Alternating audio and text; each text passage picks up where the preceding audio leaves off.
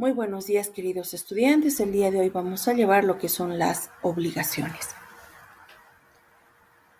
Primero que nada, no se olviden que debemos identificar y saber qué es una obligación. Como ya habíamos estado viendo en aulas, una obligación es un vínculo legal, voluntario o de hecho que va a imponer una acción o una omisión. También es conocida como un vínculo de derecho por el cual una persona es constreñida hacia otra a dar, hacer o no hacer una cosa. Dar, hacer o no hacer una cosa. Es un vínculo jurídico entre dos o más personas que deben estar determinadas y necesariamente va a constreñir a una de ellas a cumplir algo, ya sea de hacerlo u omitirlo en favor de otras. Una obligación, entonces, es un nexo que va a ligar a dos personas, un sujeto activo y un sujeto pasivo. El sujeto activo va a ser la persona que va a exigir a otra el cumplimiento de una obligación, es decir, va a ser el acreedor, y el sujeto pasivo va a ser el deudor. Las obligaciones, como les había indicado ya en aulas, tiene tres objetos posibles. Esto es aquello que puede exigir al deudor por el acreedor y constituir en dar, hacer o no hacer. Ahora bien, ¿cuáles son los elementos constitutivos de una obligación? Tres. Primero, es el vínculo o relación jurídica. El sujeto y el objeto. El vínculo o la relación jurídica va a originar dos facultades, una de obtener y otra de exigir por parte del acreedor.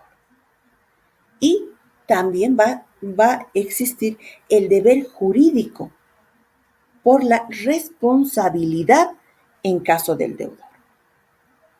Ahora bien, el sujeto. El sujeto puede ser el sujeto activo o el sujeto pasivo, que son elementos personales. Y para ello ustedes deben tener en cuenta la capacidad, ser diferentes, determinados o determinables. Ahora bien, el objeto.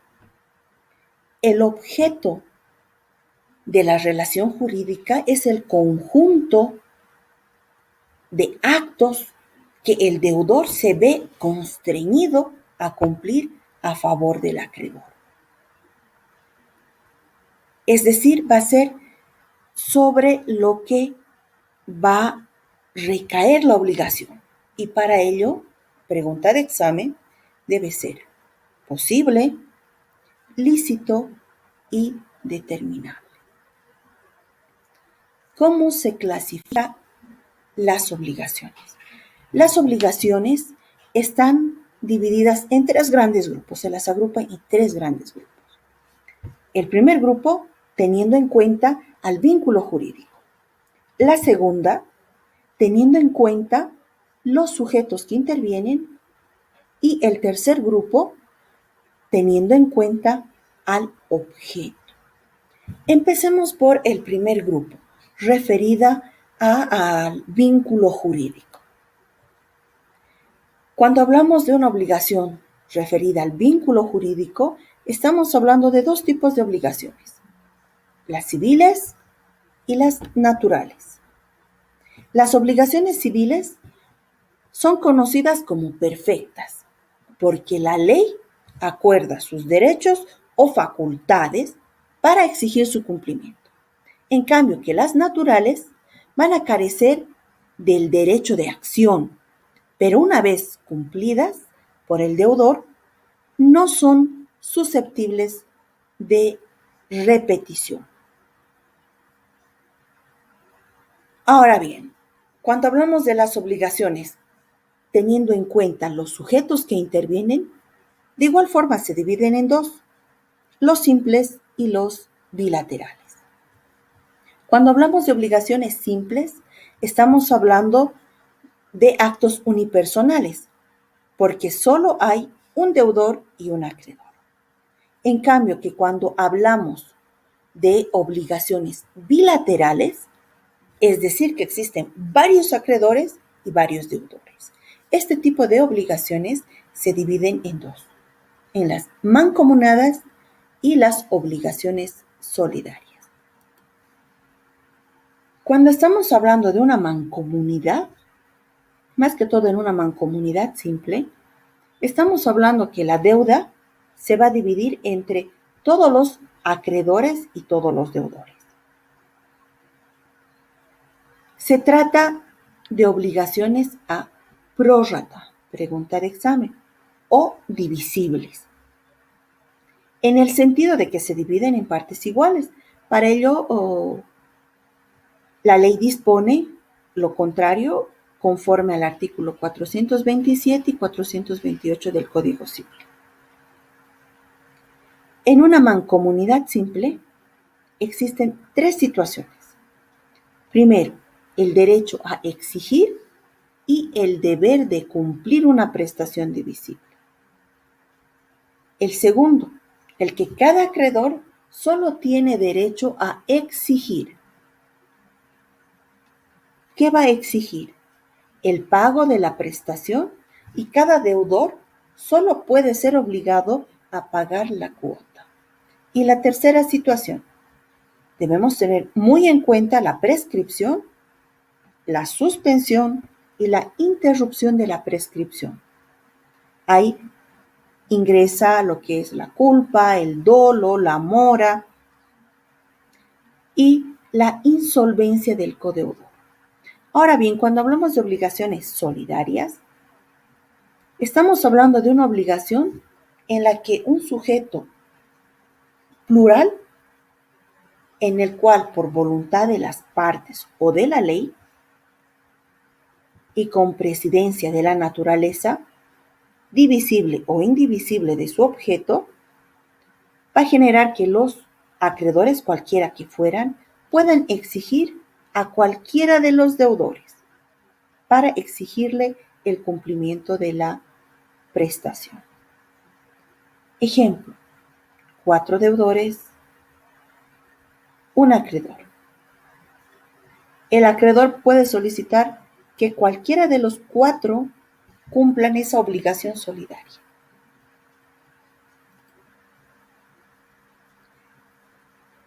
Ahora bien, cuando estamos hablando de obligaciones, teniendo en cuenta al objeto, estas se dividen en 3.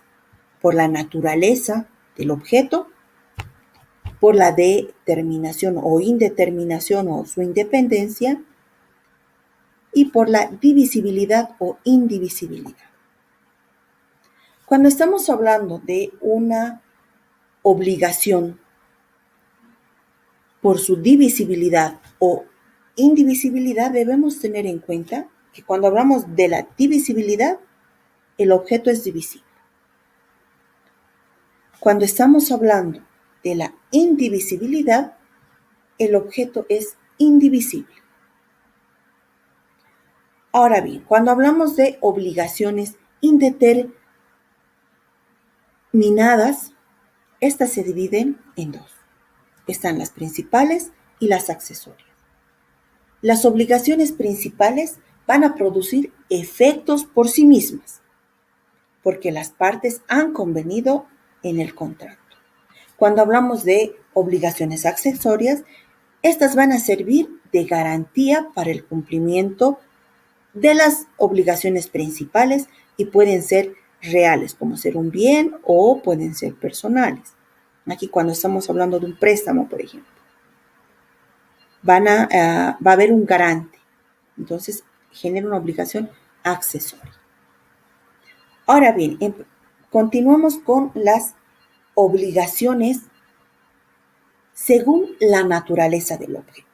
Esto es esencial que manejen. Estas se dividen en tres: dar, las obligaciones de hacer y las obligaciones de no hacer. Cuando estamos hablando de las obligaciones de dar, es decir, que una persona va a exigir a otra la entrega de una cosa. La finalidad se va a dar en tres clases. La primera, para constituir sobre una cosa los derechos reales. La segunda, para transferir exclusivamente su uso o su tenencia. Y la tercera, para restituir la cosa a su dueño. Las obligaciones de dar están clasificadas. ¿Cómo están clasificadas? Pues fácil. En dar cosa cierta o dar cosas inciertas, o dar sumas de dinero. Reiteremos, las obligaciones de dar están clasificadas en tres. No se olviden del número 3. Dar una cosa cierta, dar una cosa incierta o dar sumas de dinero. Cuando estamos hablando de dar sumas de dinero, tiene por objeto desde el origen la suma de dinero y se las van a denominar obligaciones pecuniarias. Y por la importancia vamos a llevar en otro tema. Ahora bien, cuando estamos hablando de las obligaciones de dar cosas ciertas, tiene tres deberes esenciales: conservar la cosa, entregar al acreedor en el lugar y el tiempo propio, y entregar la cosa más sus accesorios y frutos hasta el día de la entrega. Cuando estamos hablando de obligaciones de cosas inciertas, estamos hablando de unas obligaciones que se pueden dividir en no fungibles y de cosas fungibles. Cuando hablamos de cosas no fungibles, en este tipo de obligaciones va a versar su objeto en el mismo género. Por ejemplo, los autos van a requerir que su objeto se individualice para que se cumpla. Ahora, cuando hablamos de cosas inciertas, fungibles, son todas aquellas que el individuo las puede equivaler a otro individuo de la misma especie y se pueden sustituir una por otra de la misma calidad y de igual cantidad. Por ejemplo, estamos hablando del arroz, el tipo de arroz o un peso de arroz. Deben tener en cuenta que en las obligaciones de cosas inciertas, dos situaciones. La primera, su objeto no está individualizado al tiempo de constituirse la obligación y es por ello que va a quedar solo definido su género y la cantidad. Y la segunda, cuando el objeto es fungible, este puede ser sustituido indiferentemente por otro que sea de la misma especie. Ahora bien, pasemos a las obligaciones pecuniarias.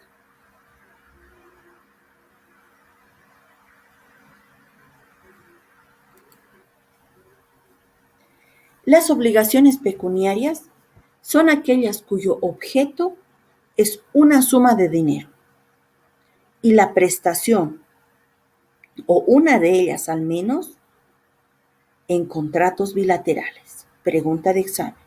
Obligación pecuniaria, el objeto, dinero. No se olvide. Estas se encuentran en contratos de préstamo, de depósito, de prenda, además que van a constituir una prestación en los contratos onerosos. Ahora, ¿cuántas clases de dinero existen? Está la metálica, como es el oro, la plata, está la moneda del papel, que son los documentos mercantiles emitidos por el Estado, está la moneda plástica, que son tarjetas de crédito o de débito, está la fiduciaria, que es representativa de un valor que como moneda no tiene. Están los UFBs, que son las unidades de fomento a la vivienda. Están los bitcoins, que son monedas virtuales o como denominan criptodivisa. Esto no está respaldado por ningún país, pero en el diario cotidiano, en el diario vivir, existe. Pasemos a ver lo que son los intereses. Existen dos tipos de intereses, los compensatorios y los moratorios. Cuando hablamos de intereses compensatorios, estamos hablando que estos son retribuidos por el uso del capital ajeno. Cuando hablamos de intereses moratorios, no se olviden, es una sanción resarcitoria. Es una forma de indemnizar y solo proceden cuando existe una falta de pago y esta es imputable al deudor, ya sea por culpa o por dolo. ¿Pero qué son los intereses? Los intereses son frutos civiles, como estipula el artículo 84 del Código Civil Boliviano, y consisten en una cantidad de dinero debido a título de compensación o contraprestación por el uso del dinero ajeno. Ahora, ¿cuáles son las clases de dinero? O mejor dicho, las clases de intereses. Estamos hablando del 4, otra vez vamos a volver al número 4. El convencional, el legal, el moratorio y el bancario. El interés convencional que nace de la voluntad de las partes y puede ser menor al 3%. A ver, piénsela bien.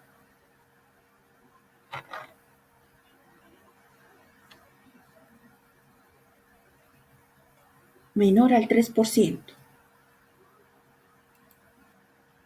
No se olviden. Convencional, menor al 3%. Esto está estipulado por el artículo 409 del Código Civil. Ahora bien, el interés legal. Este va a regir a falta de un interés convencional. Y este es del 6%, pero ojo, anual. Es el 6% por año. Y está estipulado por el artículo 414 del Código Civil. Ahora bien, el interés moratorio. El interés moratorio se debe a título de resarcimiento por el daño causado por el retardo en el cumplimiento de una obligación. Esta obligación debe ser pecuniaria, como indica el artículo 347 del Código Civil, y se computa desde que entró en mora. El interés moratorio es diferente al interés corriente, porque son independientes del presupuesto de mora, como prevé los artículos 798, 1326, 1333, 1334 del Código de Comercio. Ahora bien, el interés bancario. El interés bancario está establecido por entidades bancarias, como establece el artículo 415 del Código Civil.